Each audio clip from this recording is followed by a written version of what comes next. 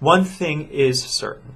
Israel needs our unapologetic, unambiguous support.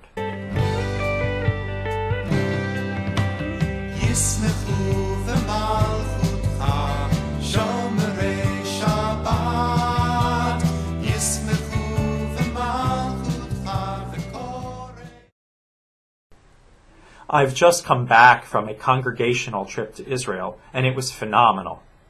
We walked the beach in Tel Aviv, we prayed in Jerusalem, we stood on top of Masada, we floated in the Dead Sea. It was an amazing trip. In fact, I don't think that there is such a thing as a bad trip to Israel. Some of us even went into Jordan for a day. We visited Petra, which is one of the 8 wonders of the ancient world. It's an entire city that was carved out of the side of a mountain, and it was amazing to behold. That visit to Petra is one of the fruits of the peace process between Israel and Jordan. Israel would badly like to make peace with all of its neighbors, but first they need to recognize Israel's right to exist as a democracy and as a Jewish state. So far, that has not happened. Right now, much in the Middle East is uncertain. Egypt is like a coin that's been tossed in the air, and nobody knows exactly where it's going to land. Will it land on the side of freedom and democracy, or will it land on the side of the Muslim Brotherhood and radicals who would take over a country, the majority of a country, and turn it to a specific religious agenda? What will happen with Jordan? Will Jordan be able to stand? Or will it fall to one of the revolutions that's been going across the Middle East? Will Iran continue to strengthen itself? While we were there, 2 Iranian warships sailed into the Gulf of Suez.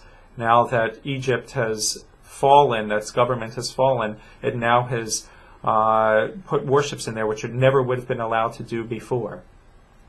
If Jordan were to fall, will Iran be able to put a terrorist group on the other side of the Jordan River, much the way Hamas and Hezbollah has been supported? So there is a lot to think about, and there's a lot of decisions that the Israelis are going to have to make. One thing is certain. Israel needs our unapologetic, unambiguous support. There is an international campaign to malign Israel, and to consider Israel one of the worst countries in the entire world, up there with North Korea and Iran. Israel is very unpopular in world opinion. And I think that that's unfair, and I think a lot of the information about Israel that's disseminated is untrue. So be educated and speak up to Israel. And if you can, visit.